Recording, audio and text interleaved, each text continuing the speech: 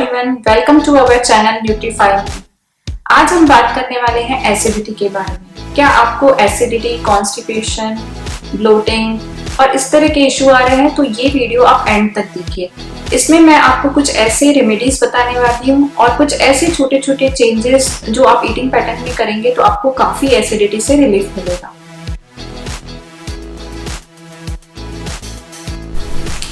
Acidity, bloating, constipation ये आजकल बहुत ही कॉमन है और अगर इसे आपको समझना है कि आपको एसिडिटी क्यों होती है तो इसके लिए सबसे पहले आपको डाइजेशन को समझना होगा।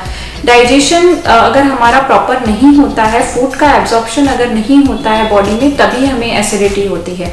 तो आइए समझते हैं पहले डाइजेशन क्या होता है। कोई भी फूड जब हम खाते हैं तो उसके 4 प्रोसेस होते हैं। सबसे पहले फूड माउथ में जाता है, च्यू करते हैं हम उसे प्रॉपर और वो एसोफेगस पे होते हुए हमारे स्टमक में जाता है। स्टमक में वो फूड स्टोर होता है और ग्राइंड होता है और उसके बाद उसका डाइजेशन होने के बाद उसका एब्जॉर्प्शन होता है। तो एब्जॉर्प्शन के लिए बहुत सारे बाइल एसिड्स होते हैं जो हमारे स्टमक में रिलीज होते हैं।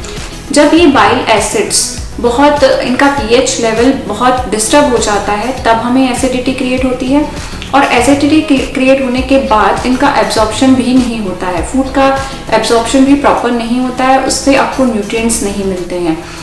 सेकेंड प्रोसेस होता है एब्जॉर्प्शन एंड थर्ड होता है जब वो फूड एब्जॉर्ब हो जाता है वो हमारी बॉडी से जो वेस्ट होता है वो निकाल देता है और न्यूट्रिएंट एब्जॉर्ब कर लेता है। बट इस बीच में जब एसिडिटी लेवल बढ़ जाता है तो एब्जॉर्प्शन का जो पार्ट होता है वो नहीं होता है। सो एसिडिटी अगर आपको होती है तो वो आपको एब्जॉर्प्शन में भी दिक्कत कर सकती है, इसीलिए एसिडिटी को ठीक करना बहुत ही जरूरी है। सो एसिडिटी के बहुत सारे रीजन हो सकते हैं बट इसमें से 2 जो इम्पॉर्टेंट रीजन देखे गए हैं वो है, एक तो आपका प्रॉपर फूड च्यू करके ना खाना। अगर हम अच्छे से फूड च्यू करके नहीं खाते हैं तो ये स्टमक में जाकर बहुत बड़े बड़े पार्ट्स हम फूड के स्टमक में जाते हैं जिससे स्टमक को ज़्यादा वर्क करना पड़ता है, उससे एसिडिटी क्रिएट होती है। इसका दूसरा जो कारण है वो है आपका फूड के साथ जो रिलेशन है वो सही नहीं है। हमारा जो स्टमक होता है वो ब्रेन से कनेक्ट होता है। जब हम फूड को प्रॉपर अटेंशन देके नहीं खाते हैं या फिर हम फूड को गैजेट्स देख के खाते हैं या जल्दी जल्दी में खाते हैं, प्रॉपर हमारा फूड पे अटेंशन नहीं होता है, तब भी हमें एसिडिटी क्रिएट होती है। इसके बहुत से और भी छोटे छोटे कारण हो सकते हैं, जैसे कि कोई डिजीज, प्रेगनेंसी और हर्निया, कुछ सर्जरी होती है तब भी हमें एसिडिटी होती है। बट जो नॉर्मल देखा गया है ये 2 बहुत ही इम्पॉर्टेंट कॉजेज हैं एसिडिटी के। एक तो आपका फूड के साथ प्रॉपर रिलेशन ना होना, दूसरा आप प्रॉपर च्यू करके फूड नहीं खाते हैं। हमारा ब्रेन स्टमक से कनेक्टेड होता है।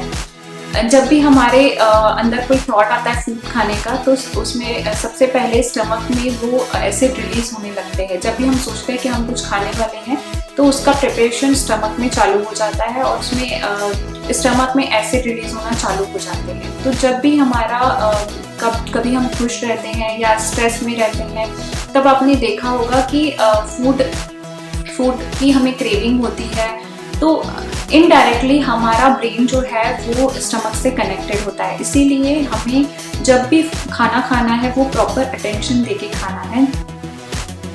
अगर आपको एसिडिटी कम करनी है तो मैं आपको कुछ ऐसे छोटे छोटे टिप्स बताती हूँ जो आप डेली रूटीन में अगर फॉलो करेंगे तो आपको काफ़ी एसिडिटी से रिलीफ मिलेगा। तो फर्स्ट टिप है कि आप प्रॉपर च्यू करके अपने फूड को खाइए। जितना ज़्यादा आप च्यू करके फूड खाएंगे उतना स्टमक पे प्रेशर कम पड़ेगा और आपको एसिडिटी का इशू नहीं होगा। सेकेंड पॉइंट है कि आप माइंडफुल ईटिंग करें। जब भी आप खाना खाएं गैजेट्स, टीवी और किसी से बात करते हुए ना खाएं, जिससे कि आपका पूरा कंसंट्रेशन जो होगा फूड पे होगा और उससे आपका ब्रेन कनेक्ट होता है। जैसे कि मैंने बताया कि ब्रेन और स्टमक का कनेक्शन होता है जिससे बाइल जूसेस बनते हैं। तो आपका प्रॉपर अगर फूड पे फोकस रहेगा तो बाइल जूसेस अच्छे से बनेंगे और उससे आपको एसिडिटी नहीं होगी। तो प्रॉपर अपना जो फोकस है वो खाने पे रखें। थर्ड है कि आप नीचे बैठकर खाना खाएं। जब हम फ्लोर पे बैठकर खाना खाते हैं तो उससे हमें एसिडिटी पे काफ़ी रिलीफ मिलता है। फोर्थ पॉइंट है कि आप ज़्यादा नेचुरल फूड्स खाएं। जितना ज़्यादा नेचुरल फूड्स खाएंगे, प्रोसेस्ड फूड कम खाएंगे, उतना ही आपको एसिडिटी से रिलीफ मिलेगा। फिफ्थ पॉइंट है कि जब आप खाना खाते हैं तब वाटर का इंटेक ना रखें, बीच बीच में पानी न लें, जिससे कि आपकी बाइल जूसेस जो है उसका पीएच लेवल डिस्टर्ब हो जाता है और उससे एसिडिटी क्रिएट होती है। तो बीच बीच में पानी न लेकर आप आफ्टर 1 आवर के बाद अपना वाटर का इंटेक रख सकते हैं। जब हमें जनरली एसिडिटी होती है तो हम जल्दी से कोई मेडिसिन खा लेते हैं और एंटासिड्स ले लेते हैं। इस तरह की चीज़ें लेने से एसिडिटी और बढ़ती है। तो आप कुछ होम रेमेडीज ट्राई कर सकते हैं जिससे आपका धीरे धीरे एसिडिटी कम होने लगेगा। तो फर्स्ट होम रेमेडी है एलोवेरा जूस।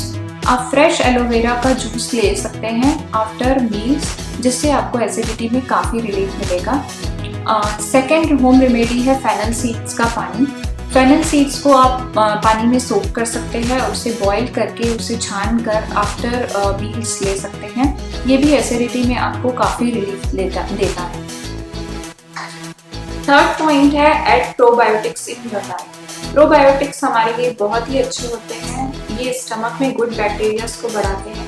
सो अपने डाइट में प्रोबायोटिक्स इंक्लूड कीजिए, जैसे कि कर्ड, बटर मिल्क और कुछ फर्मेंटेड फूड्स। इससे भी आपको एसिडिटी में काफ़ी रिलीफ मिलेगा। फोर्थ होम रेमेडी है सब्जा सीड्स का पानी। सब्जा बहुत ही ठंडे होते हैं, तो 1 टीस्पून सब्जा आप पानी में सोक करके रखिए और वो पानी आप 1 गिलास पानी अगर लेते हैं तो आपको एसिडिटी में काफ़ी रिलीफ मिलता है। सो आई होप कि आपको ये वीडियो पसंद आई होगी। आप इसे शेयर कीजिए एंड मेरे चैनल को सब्सक्राइब कीजिए, जिससे कि आप और भी ऐसे हेल्थ रिलेटेड वीडियोस देख सकते हैं।